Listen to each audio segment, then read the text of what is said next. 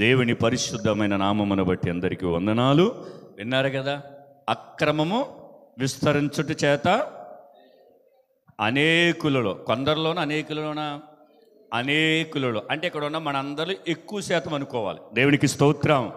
అక్రమం అంటే ఏంటి చెప్పాలి. అక్రమం అంటే ఏంటి?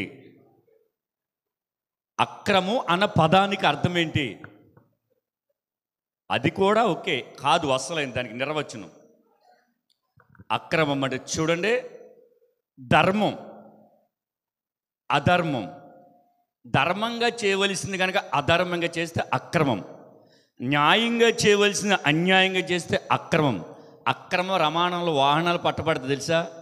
ఆ ఏ రాష్ట్రంలో అక్రమ రవాణా చేస్తున్నాడని కేసు కడతాడు. అర్థమైందా? అంటే అక్రమం అంటే చట్ట విరుద్ధం. అంటే గవర్నమెంట్ వారు ఇది చెయ్యొద్దు అని ఒక చట్టాన్ని తీసుకొస్తే ఆ చట్టానికి వ్యతిరేకంగా మనం రవాణా చేసినా, ఎదుటివాడి స్థలాన్ని కబ్జా చేసినా, ఎదుటివారి విషయంలో మనం ఏదైనా చేస్తే అది అక్రమం. కాబట్టి అక్రమము చేయువారులారా మీరు నా యొద్దకు రండి అని అన్నాడా యేసు ప్రభు? ఏమన్నాడు? అక్రమము చేయువారులారా నా యొద్ద నుంచి పొండి. ఎక్కడికి వెళ్ళిపోమన్నాడు చెప్పండి? ఆయన గనక వెళ్ళిపోండి అని అంటే మనం ఎక్కడికి వెళ్తాం? అమ్మగారింటికా, అన్నీ దగ్గరికా? కాదు, మన పరలోక సింహాసనం ఎదుట నిలబడిన తర్వాత యేసయ్య ఛీ అని అనడంకో మనకి ఇంకో దారి ఏంటి? మన పాట పాడతాం కదా, రెండే రెండే దారులు, ఏ దారి కావాలి మానవ? రెండే, ఒకటి పరలోకం, ఒకటి నిత్య నరకాగ్ని. పరలోకం నచ్చలేదని ఏంటి ఇక్కడికి వెళ్ళనంటే కుదరదు, ఏంటి ఇక్కడే ఉంటాను పరలోకం వెళ్తే కుదరదు. ఏదో ఒక మార్గంలో ఒక మానవుడు ఉండవలసిందే. అంతేనా? ఇప్పుడు ఇక్కడ నచ్చలేదనుకో వేరే ఊరు వెళ్తాం, వేరే ఊరిలో ప్రమోషన్ అయితే ఇంకో ఊరు, అలాగ ప్రమోషన్ల మీద ఊరు మారుతాం ఈ లోకంలో. కానీ మనిషి మరణించిన తర్వాత మీరు గమనించండి, రెండే రెండు చోటలు. ఒకటి ఆరని అగ్ని, అక్కడ నిత్యము కాలుతానే ఉండాలి. రెండోది మహిమ కలిగిన పట్టణం, అక్కడ ఆనందంతో దేవుని ఆరాధిస్తూనే ఉంటాం. కాబట్టి అక్రమం చేయకూడదు. ఇరిమియా చూడండి, ఇరిమియా ఏమంటాడు చూడండి. ఇరిమియా 14 అధ్యాయానికి రండి.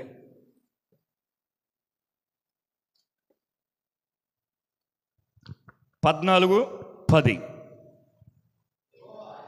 యెహోవా ఈ జనులతో ఈ మాట సెలవిచ్చుచున్నాడు, ఈ జనులు తమ కాళ్లకు అడ్డము లేకుండా తిరుగులాడుటకు ఇచ్చగలవారు గనుక యెహోవా వారిని అంగీకరింపడు. ఇప్పుడు ఆయన వారి అక్రమమును జ్ఞాపకము చేసుకొనును, వారి పాపమును బట్టి వారిని శిక్షించును. నా వైపు చూడండి, ఇరిమియాతో దేవుడు ఏమంటున్నాడు తెలుసా? ఈ జనులు అంటే ఎవరు? మనమని అనుకోకూడదు. అక్కడ ఇశ్రాయేలులే. ఇశ్రాయేలులు ఎవరు? మన పితరులు. వారి స్వభావం, వారి యొక్క నడిచిన మార్గం మనదే. అందుకే మనం అంటాం కదా, అబ్రహాము దేవుడు, ఇస్సాకు దేవుడు, యాకోబు దేవుడు, మన దేవుడు. చూడండి, వారు ఆ రోజుల్లో దేవుడికి వ్యతిరేకంగా నడుస్తూ అడ్డు లేకుండా తమ కాళ్ళతో తిరుగులాడుతూ ఉన్నారంట. దేవుడు మాట్లాడుతున్న మాట అడ్డము లేకుండా అంటే వారికి కావాల్సిన చోటకి వెళ్ళిపోతారు, చేయవలసింది చేసేస్తారు, తినవలసింది తినేస్తారు, మాట్లాడవలసింది మాట్లాడేస్తారు. ఇది దేవుడికి వ్యతిరేకమైనదా అన్నది ఆలోచించరు. అందుకే వారు అక్రమైన మార్గంలోకి వెళ్ళిపోతారు. ఎలాగా? దేవుడు అక్కడికి వెళ్ళకూడదు అని అన్నాడు, నువ్వు అక్కడికి వెళ్తున్నావు అంటే అర్థం ఏంటి? దేవుడు ఒక చట్టాన్ని చేశాడు, ఇది సక్రమైన మార్గం కాదు అన్నాడు, అయినా నేను వెళ్తాను అన్నాడు. నేను చెప్తాను, నువ్వు వెళ్ళావు కాబట్టి ఆ మార్గం సక్రమైనది అవ్వదు. దేవుడు చెప్పాడు ఈ త్రోవలో వెళ్ళొద్దు అని అన్నాడు. ఇప్పుడు నేను వెళ్తాను, నేను వెళ్ళాను కాబట్టి మంచిది అని అనుకోకూడదు. ఎందుకు చెప్పనా? నువ్వు వెళ్ళావు, దేవుడు ఇది అక్రమైన మార్గం అన్నాడు, నువ్వు అందులోకి వెళ్ళావనుకో ఏంటి అది సక్రమం అవ్వదు, అక్రమం అవుతుంది. ఎందుకో తెలుసా? దేవుడు సక్రమం అన్నది సక్రమే. దేవుడు ఇది నిజమంటే నిజమే. నీ గురించి నా గురించి ఆయన మనసు మార్చుకోడు. దేవునికి స్తోత్రం, హల్లెలూయా. వెళ్ళొద్దు, మాట్లాడొద్దు, తినొద్దు, ఏంటి నువ్వు వెళ్ళవలసిన చోటకి వెళ్ళు, మాట్లాడవలసిన మాట మాట్లాడు అని క్రైస్తవుడిగా విలువలు ఎరిగిన తర్వాత విలువలు కోల్పోతూ మనం మాట్లాడితే కనుక అది అక్రమైన మార్గం. ఒకవేళ అక్రమంగా మనం నడుచుకుంటున్నప్పుడు, ఒకవేళ నేను మీకు నచ్చిన వ్యక్తిని అనుకో, భలే మాట్లాడేవరా, ఆడికి అలాగే ఉండాలి. ఏంటి, నేను చేసిన తప్పు అయినా కానీ, నేను చేసిన పొరపాటు అయినా సరే, నేను మాట్లాడిన బూతులైనా సరే ఏమంటారు తెలుసా, మీరు బాగా మాట్లాడేవరా అంటారు. ఎందుకో తెలుసా, వాడు అక్రమైన మార్గంలో ఉన్నాడు, లేదా ఆమె అక్రమైన మార్గంలో ఉంది. ఇప్పుడు నేను అదే మార్గంలో రాగానే జోగి రాసుకుంటే ఏంటి, బైబిల్ ఏమని చెప్పిన, గుడ్డోడికి త్రోవ చూపితే ఇద్దరు కలిసి కుంటలో పడతారు.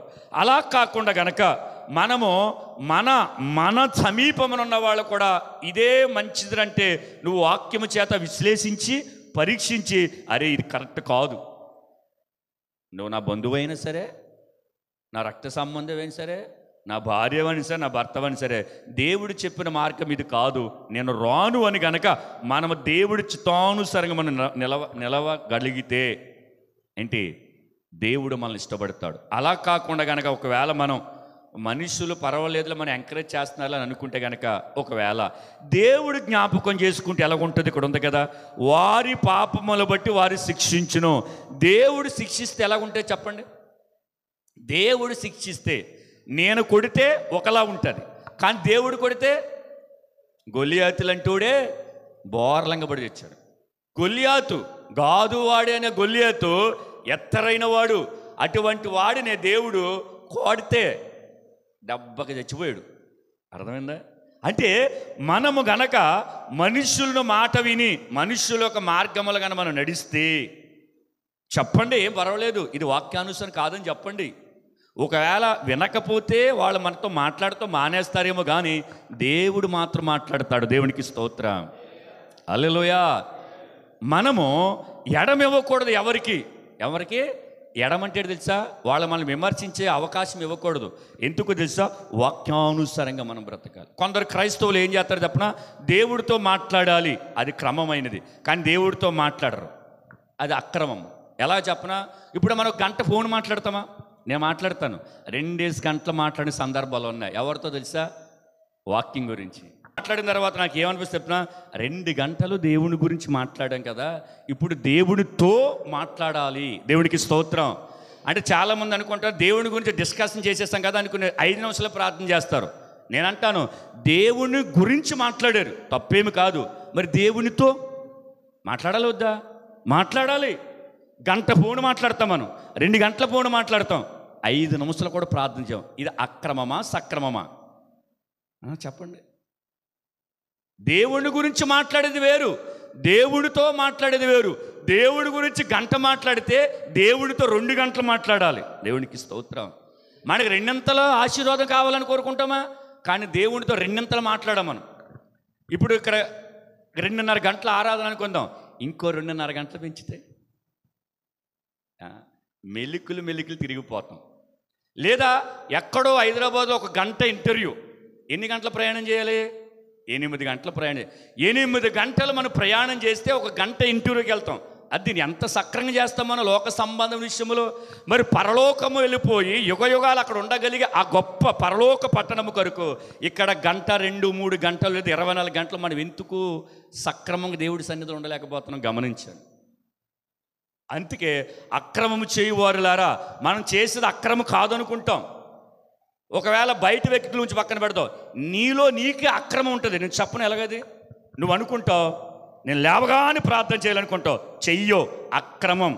వాక్యం చదవాలనుకుంటావు, చదవు అక్రమం. అలా ఒకసారి ఊహించుకోండి, మీలో మీరే, నాలో నేనే.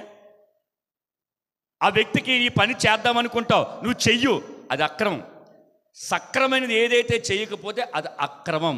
అక్రమం చేస్తే ఏమవుతుంది, నా ఓళ్ళు మా ఆయనని మెచ్చుకున్నాడు కదా, మా అమ్మ నన్ను మెచ్చుకుంది కదా అని ఒకవేళ అనుకుంటే మంచిదే, కానీ దేవుడు మెచ్చుకోవాలి కదా. ఆయన ఏమంటాడు, అక్రమము చేయువారారా నా యొద్ద నుంచి పొండి. అలాగ వెళ్ళిపోతే కనుక ఉంటుందబ్బా, నిజంగా మనకు ఉంటుంది.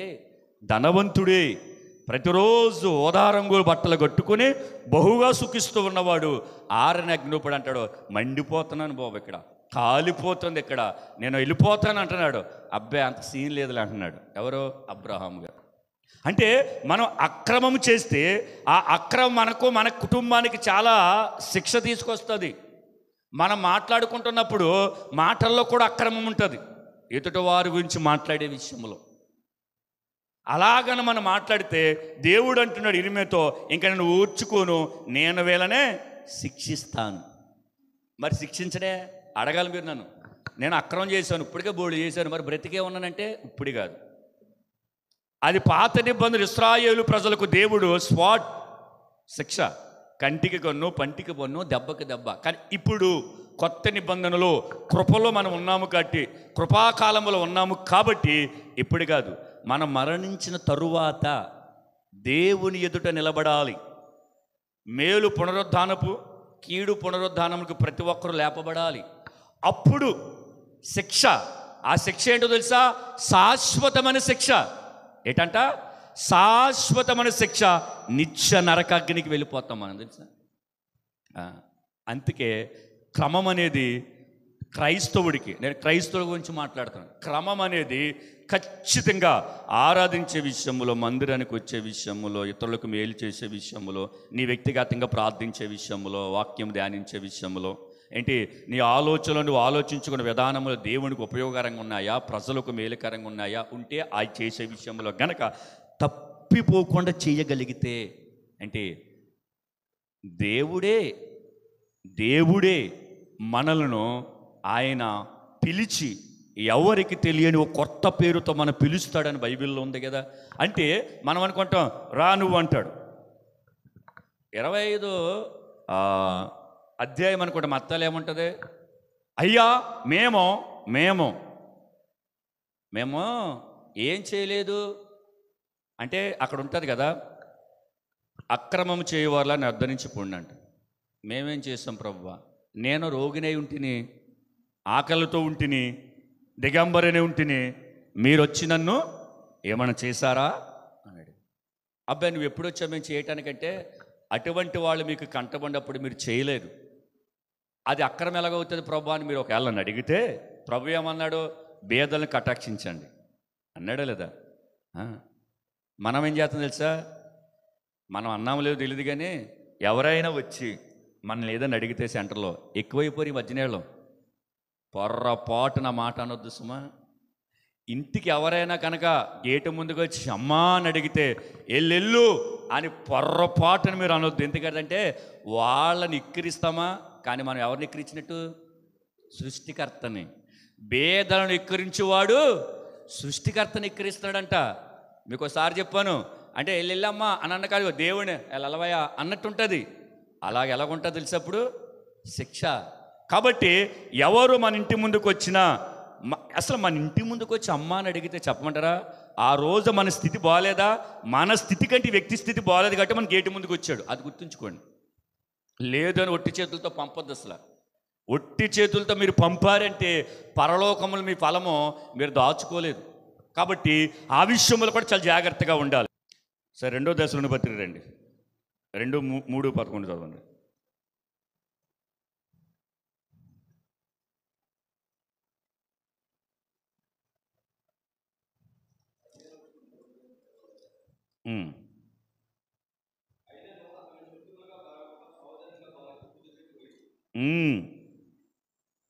అయినను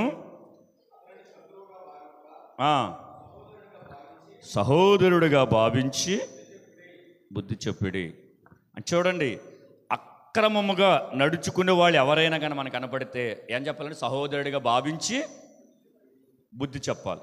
ఎలాగంటే, ఒరే ఈ మార్గము తప్పు, ఈ మార్గము నువ్వు నడవద్దు, ఈ మార్గము దేవునికి ఇష్టమైంది కాదు, కాబట్టి దీన్ని విడిచిపెట్టి ఈ మార్గాన్ని ఇక్కడే విడిచిపెట్టేస్తే కనుక నీవు దేవునికి ఇష్టమైన వ్యక్తిగా ఉంటావని అని అడగాలి. కానీ చాలామంది చూస్తారా, ఆడు ఎలా పోతే నాకేంటి పోనవని అంటారు.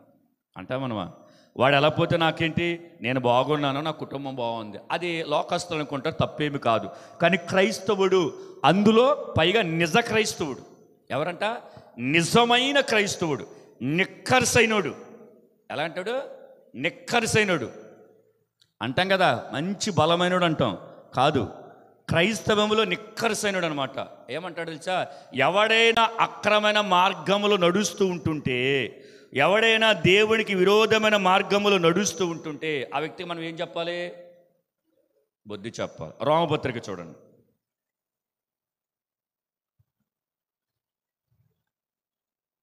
6వ అధ్యాయం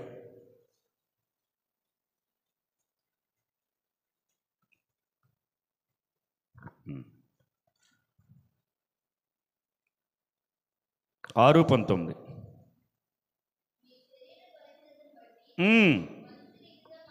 మనుష్య రీతిగా మాట్లాడుచున్నాను, ఏమనగా అక్రమము చేయుటకే అపవిత్రతకును అక్రమమునకును మీ అవయవాలను దాసులుగా ఎలాగ అప్పగించుతుర్రో నా వైపు చూడండి. అక్రమం అంటే పౌలు అంటున్నాడు రోమా సంఘానికి రాస్తూ, ఒకప్పుడు మీరు మీ అవయవాలు, కళ్ళు చూడకూడని వాటికి, చేతులు చెయ్యకూడని పనులకే, చేతుల ద్వారా కూడా పాపం చేస్తాగా. తర్వాత కాళ్ళు వెళ్ళకూడని చోటకి, ఇరిమి అన్నాడు కదా, అడ్డు లేకుండా నడిచేస్తారని చెప్పాడు కదా, వెళ్ళకూడని చోట కాళ్ళు వెళ్ళి, చూడకూడని చూసి, వినకూడని విని, చెయ్యకూడని పనులు చేతితో చేసి, ఏంటి ఇవన్నీ ఒకప్పుడు మనము అక్రమానికి అప్పగించాం. అవునా కదా? అక్రమానికి అప్పగించాం, చూడకూడదు చూసాం, మాట్లాడకూడదు మాట్లాడు. ఎప్పుడు అంటే క్రీస్తు అంటే మనకు తెలియనప్పుడు, యేసు రక్తము చేత మనకు కడగబడినప్పుడు, లోకములోని మనం ప్రత్యేక పరచబడినప్పుడు మన అవయవాలన్నీ కూడా అక్రమమునకు అపవిత్రతకు అప్పగించి ఏం చేసాం? అందులోనే మనము కావలసినంత సంతోషాన్ని మనం పొందుకున్నాం. ఒక్కొక్కడు ఒకలా పొందుకుంటారు. ఏంటి? చూడకూడని చూసి తృప్తి పొందుతారు చాలామంది, భయంకరంగా అన్నమాట. ఏంటి? ఈ రోజున ఫోను కదా, ప్రతి సేవకుడు చెప్పేదే, చాప కింద నీరంటే తెలిసే మీకు? వద్దని వెన్నెలలు భావనలు చెప్పారు. చాప కింద నీరు తెలీదు ఉన్నట్టు, అది అలా బయటకు వచ్చో మనం కూర్చున్న చోట అడిచారు, రే తడి వచ్చిందిరా అంటే అది మనం చూసేంత వరకు కూడా తెలీదు, అలాగే వెళ్ళిపోతూ ఉంటాయి చాప కింద నీరులాగా. ఈ రోజున క్రైస్తవ్యంలోనికి చాప కింద నీరులాగా ఏంటి మన అపవాది తీసుకొచ్చిన ఒక యంత్రం, ఒక వస్తువు ఏదైనా ఉందంటే మొబైల్ ఫోన్. నేను ఇందా చెప్పాను కదా, నిక్కరసైన క్రైస్తవుడు దానిని నిజాయితీగా ఉపయోగిస్తాడు. దేవునికి స్తోత్రం, హల్లెలూయా. నేను చాలామంది క్రైస్తవులు అనబడిన వారు ఫోన్ తీసుకున్నప్పుడు నేను యూట్యూబ్ హిస్టరీ చూసినా, లేకపోతే గూగుల్ హిస్టరీ చూసినా, వాళ్ళు చెక్ చేసి నీ చూస్తూ ఉంటుంటే చాలా బాధగా ఉంటుంది. డిలీట్ చేస్తారు, పాపం బయటెడుతుంది కదా, ఏదో ఒకటి కనపడుతుంది అక్కడ, అది చాలు. అంటే ఏదైతే చర్చింగ్ చేస్తాడో అక్కడ ఉంటుంది, దాన్ని బట్టి చూడొచ్చు అక్రమమైన మార్గంలో ఉన్నాడో సక్రమైన మార్గంలో ఉన్నాడు. అర్థమైందా? వీళ్ళందరి గుట్టి ఎప్పుడు పడుతుంది అంటే ప్రభు చెప్తాడు, అక్రమము చేయవారులారా నా యొద్ద నుంచి పొండి అనగానే ఆ పక్కన మీరు ఉన్నారనుకో, అరే రాజుగారు అక్రమం చేశాడా? అప్పుడు మీరు నన్ను అడిగారు, ఇప్పుడు ఎక్కడికి వెళ్తామంటే, ఎక్కడికి వెళ్తా? నేనగా చెప్పాను, 2 దారులని, అక్కడికే పోతున్నాను, ఆరని అగ్ని చోటకి వెళ్ళిపోతాం. అందుకే మనం అక్రమము చేయవారిగా ఉండకూడదు. అందుకే ఇక్కడ అంటాడు, మీరు ఒకప్పుడు ఎలాగైతే దాసులుగా అప్పగించుకున్నారో అలాగే సేమ్ డిట్, ఏమాత్రం కూడా తేడా లేదు, అలాగే పరిశుద్ధత కలుగుటిగా ఇప్పుడు మీ అవయవాలను నీతికి దాసులుగా. అలాగే ఎలా చెప్పనా, కన్ను ఎలాగ అప్పగించుకున్నా ఫోన్ చూడడానికి, అలాగే బైబిల్ చూడడానికి అప్పగించుకో. దేవునికి స్తోత్రం. ఎలా చెప్పాడు పౌలు? అలాగే ప్రతి రాత్రి ఫోన్ అలాగే చూసావా? ప్రతి రాత్రి కూడా వాక్యాన్ని అలాగే చూడాలి. యెహోవా ధర్మశాస్త్రమును దివారాత్రులు ధ్యానించేవాడు ధన్యుడు. మనం ఏం చేస్తాం అప్పుడ ఎలా తీసి గబ్బా త్వరగా ఒక అధ్యాయం చదివేసి పక్కన పెట్టి ఫోన్ తీస్తే ఫోన్ ఎంతసేపు చూస్తాం మీరే ఆలోచించుకోండి. నేనేం ప్రత్యేకంగా చెప్పనవసరం లేదు. బైబిల్ చదివేదేమో అరగంట, ఫోన్ చూసేదేమో గంటలు. నేను అంటాను, ఒకవేళ వాక్యమే చూసినా తప్పని పరిస్థితుల్లో చూడండి, మనకి జీవగ్రంథం ఉంది, దీన్ని ధ్యానిస్తుంటే ఎవరికి క్రొవ్వు మెదడు దొరికినంతగా తృప్తిగా ఉంది దావీదు గారికి. దీన్ని ధ్యానిస్తూ ఉంటుంటే మంట పుట్టింది భక్తులకి, దీనిని ప్రకటిస్తూ ఉంటుంటే ఉజ్జీవం కలిగింది, ఇది తినేస్తే యోహానికి నోటికి మధురముగా ఉన్నది. అంటే అటువంటి అనుభవాలు మనం రావాలి అంటే కనుక మన అవయవాలు అలాగే పరిశుద్ధతకు అప్పగించుకోవాలి. ఇప్పుడు చేతులు ఒకప్పుడు పాపం చేయటానికో దొంగతనం చేయడానికి అప్పగించాం.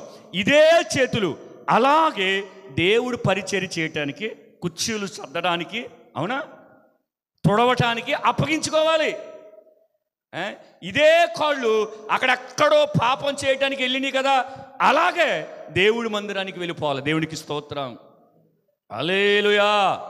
ఇదే నోరు ఈ అవయవాన్ని నోరే కదా, ఇదే నోరు ఒక పిచ్చ సినిమా చూసి ఆ సినిమాని ఒకప్పుడు నేను కూడా లేదా చాలామంది సినిమా చూసి వచ్చిన తర్వాత సినిమాలు చెప్పేస్తారు, అవునా. అలాగే చెప్పేస్తా ఉంటే అనేవారు, ఒరే మేము వెళ్తాం లేరు చెప్పగరా అనేవారు. నన్ను ఆతృత ఆగదు, చెప్పేస్తా ఉంటాం అలాగని. అలాగే ఇప్పుడు పౌలు అలాగే ఆ నోరు దేవుని సువార్త ప్రకటించాలి. దేవునికి స్తోత్రం, హల్లెలూయా. చూసారా ఎంత చక్కగా. అలాగే మారటం ఏమీ లేదు. నువ్వు లోకములు ఎలాగైతే అపవిత్రతకు నీ అవయవాలు అప్పగించావో, ఇప్పుడు అవే అవయవాలు పరిశుద్ధతకు అప్పగించు. చూసే విషయములు, చేసే పనుల విషయములు, మాట్లాడే విషయములు, నీ కాళ్ళు వెళ్ళే విషయములు నీవు గనక నీతికి అటు దాసులుగా అప్పగించేస్తే కనుక సక్రమమైన మార్గం అది. దేవునికి స్తోత్రం, హల్లెలూయా. అందుకే క్రైస్తవులు చాలామంది కూడా భక్తి చెయ్యలేక అలాగని మానేస్తే జనాలు ఏమనుకుంటారు అని భక్తి చేస్తూ ఉన్నట్టు. అందుకే ప్రభు అన్నాడు వీళ్ళ గురించి, వేషధారులారా. ఏమన్నాడు ఆయన? ఎవరిని ఉద్దేశించి అన్నాడు? మనల్ని. వేషధారులారా అంటే ఏంటి తెలుసా? పైకి మనం వేషం వేసుకున్నాం. ఏ వేషం అంటే ఒక ముసుగు వేసుకున్నాం. ఈ ముసుగు మన పక్కోడికి కనబడదు. నేను నా అంతరంగంలో ఏముందో మీకు తెలియదు, మీ అంతరంగంలో ఏదుందో నాకు తెలియదు. ఒకవేళ దేవుడు కనుక అది పెడితే కనుక జనాల్లో కమ్యూనికేషన్ తగ్గిపోతూ ఉంటుంది. నేను మీ గురించి ఏమనుకుంటున్నానో మీకు తెలిస్తే నా బండారం బయటపడిపోద్ది. దేవుడు అది మర్మం, అది అస్సలు బయట పెట్టడే. ఆయన ఒక్కడే హృదయ రహస్యాలు ఎరిగినవాడు. దేవునికి స్తోత్రం, హల్లెలూయా. కాబట్టి మనం అవయవాలు ఒకప్పుడు ఎలాగైతే అప్పగించుకున్నాం అది మీకు తెలుసు, నాకు తెలుసు, మీకు చెప్పనవసరం లేదు. పౌలు అంటున్నాడు, అలాగే నువ్వు నాకేం చెప్పక్కర్లేదు, అలాగే వాటిని పరిశుద్ధతకు అప్పగించుకో. వాటిని పరిశుద్ధతకు అప్పగించుకో. ఆ కళ్ళు నీ వాక్యం చూస్తూనే ఉండాలి, నోరు ధ్యానిస్తూనే ఉండాలి, ప్రకటిస్తూనే ఉండాలి, ఈ చేతితో పరిచర్య చేస్తూనే ఉండాలి, ఈ కాళ్ళు సువార్త కొరకు నడవాలి కిలోమీటర్లు. దేవునికి స్తోత్రం. పాపం చేతకి వెళ్ళమా మనము? నేను బోల్ చోట్లకి వెళ్ళిపోయేవాడిని ప్రభు నెరగక ముందు పాపం చేయడానికి ఈ కాళ్ళతోటి. నేను ఇప్పుడు కూడా మన రాత్రి ప్రభువా అస్సలు ఎవరికైనా నేను నీ విషయంలో నేను ఎవరి దగ్గరైనా సరే నీకు నామానికి అవమానం తెచ్చే పరిస్థితులను ఉన్నానంటే నేను అన్నీ చర్చ చేసుకున్నాను. ఒకే ఒక్క విషయం కనపడింది, డబ్బుల దగ్గర. దేవునికి స్తోత్రం. అప్పు విషయంలోనే ఎవరైనా నన్ను ఏమని అనాలి, అది కూడా నేను మందిరం విషయంలో తప్ప వేస్ట్గా ఖర్చు పెట్టింది కాదు.